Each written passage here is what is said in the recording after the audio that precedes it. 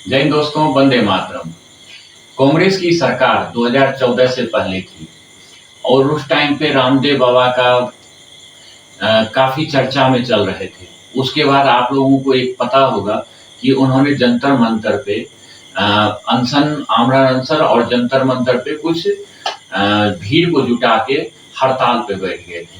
उसमें राहुल गांधी की सरकार जो थी, वहां पे इनके ऊपर लाठी चार्ज करवा दिया था और ये लेडीज का सलवार और कुर्ती पहन के वहां से भागे थे। उसके बाद से बाबा रामदेव जो थे, लगातार बीजेपी का समर्थन कर रहे थे और उनके प्रचार में जी जान लगा दिया था। इतना ज्यादा प्रचार उनके जीतने का कर रहा था बीजेपी का, उसमें भी नरेंद्र मोदी जी आ गए थे प्रोजेक्ट होके। आडवाणी जी को साइड करके नरेंद्र मोदी प्रोजेक्ट हो गए थे प्रधानमंत्री के लिए बीजेपी की तरफ से।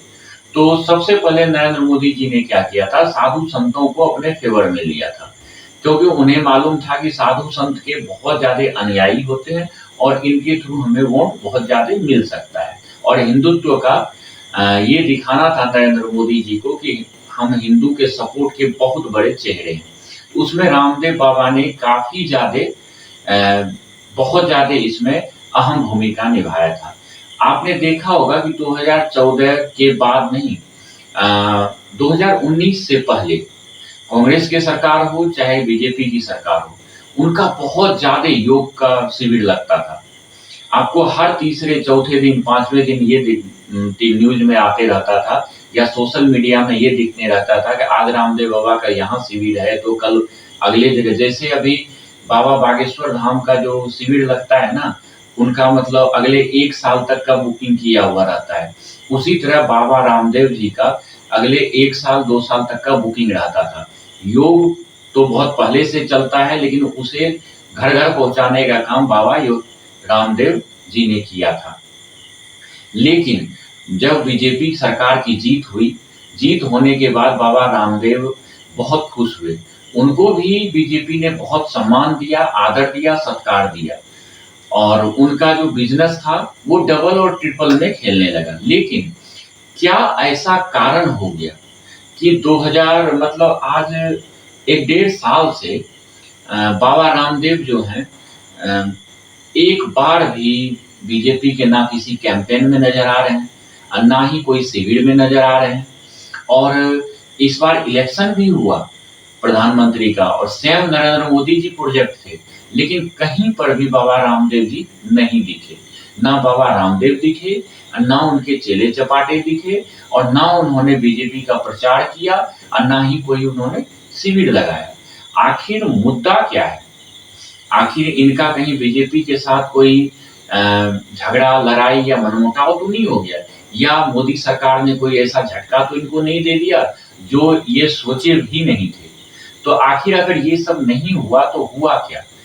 मित्रों, अब मैं आगे बताने जा रहा हूं कि ओरिजिनल में हुआ क्या रामदेव बाबा के साथ। पहले तो कुछ दिन पहले क्या हुआ था, रामदेव बाबा के पीछे बहुत सारे कांग्रेस के नेता लग गए थे। आज से तो 3 साल पहले कुछ जगह पर उनके ऊपर केस हुआ, लेकिन धीरे ऐसा ये बताया जा रहा था कि बीजेपी ने उनका साथ नहीं दिया, उन्हें खुद ही उससे उबरना पड़ा। लेकिन रामदेव बाबा को ये लगा कि हो सकता है कि बीजेपी जो है हमारा पीठ पीछे से सहायता कर रहा हो और हमें पता ना हो, और कुछ बीजेपी का चेहरा, बड़े बड़े चेहरा उनका हेल्प भी कर रहा था, लेकिन नरेंद्र मोदी की तरफ से उनको कोई हेल्प नहीं मिल रहा था।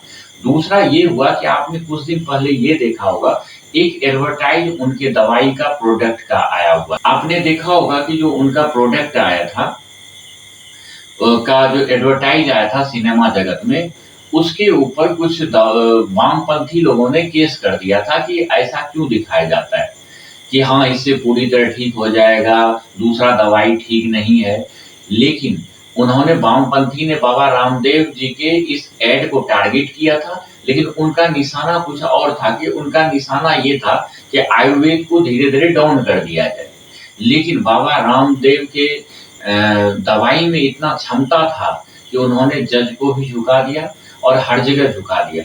लेकिन बाबा रामदेव जी ने ये चाहा था कि डायरेक्ट नरेंद्र मोदी जी जो है इनमें हस्तक्षेप करें, लेकिन कोई हस्तक्षेप किसी की तरफ से नहीं हुआ, ना ही कुछ बोला गया, ना ही कोई हेल्प हुआ। और कोर्ट की तरफ से जो है इन्हें क्षमा मांगना पड़ गया। ये जब कोर्ट में बुलाया गया सुप्रीम कोर्ट में, ये वहाँ पहुँचे और इन्होंने वहाँ पे बाकायदा क्षमा मांगा और उस एडवर्टाइज को इन्होंने हटाया। इससे रामदेव बाबा को जो है बहुत ज़्यादा झटका लगा और बीजेपी से थोड़ा-थोड़ा मोह भंग होने लगा। हालाँकि इनका जो सबसे बड़ा मोह भंग जो है कोरोना के टाइम पे हो गया था। कोरोना के टाइम पे इन्होंने क्या किया था, कोरोनिल दवाई निकाला था और मैं आपको बता सकता हूँ कि कोरोनिल दवाई मैं खुद यूज़ कर रखा हूँ। कोरोनिल दवाई मैंने देखा बड़े-बड़े ऑफिसर, बड़े-बड़े उद्योगपति, बड़े-बड़े अमीर आदमी के घर में कोरोनिल का डब्बा रखा हुआ था। हालाँकि कोरोनिल दवाई जो था बहुत कारगर था, लेकिन उसे जेनेरिक दवाई और मेडिसिन वालों ने उसे ऊपर नहीं आने दिया, क्योंकि उनका जो अरबों का बिज़नेस था, वो खत्म हो जाता। इस कारण से कोरोनिल को दबा दिया गया। उस समय पे भी उनको ये लगा था कि एक बार अगर नरेंद्र मोदी सरकार इसका प्रचार कर देते, मतलब इसके बारे में कहीं बोल देते हैं, तो कोरोनिल से बहुत फ़ायदा जनता को भी पहुँचता, कोई साइड इफ़ेक्ट भी नहीं होता और बढ़िया काम करता और भारतीय उद्योग को बढ़ावा भी मिलता। लेकिन बीजेपी के शीर्ष नेताओं के द्वारा कहीं भी इसका चर्चा नहीं किया गया, क्योंकि सब लगे हुए थे कि दवाई बनवा के उसे विदेशों में भेजें और विदेशी पैसा जो है भारत के अंदर बहुत सारा लाने का कोशिश किया जा रहा था।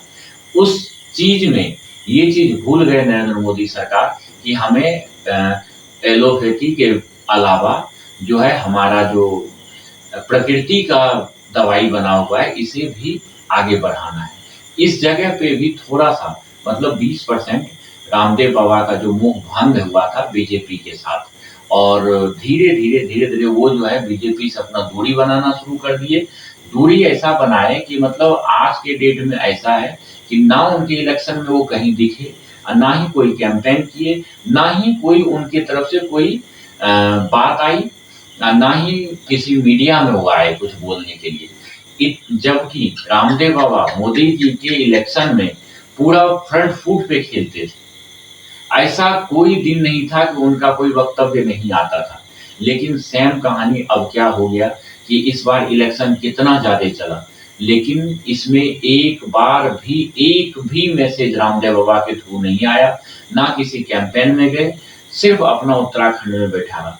और यहाँ तक ही नहीं, अब धीरे-धीरे उन्होंने अपना शिविर जो योग शिविर है, वो भी चलाना बंद कर दिया।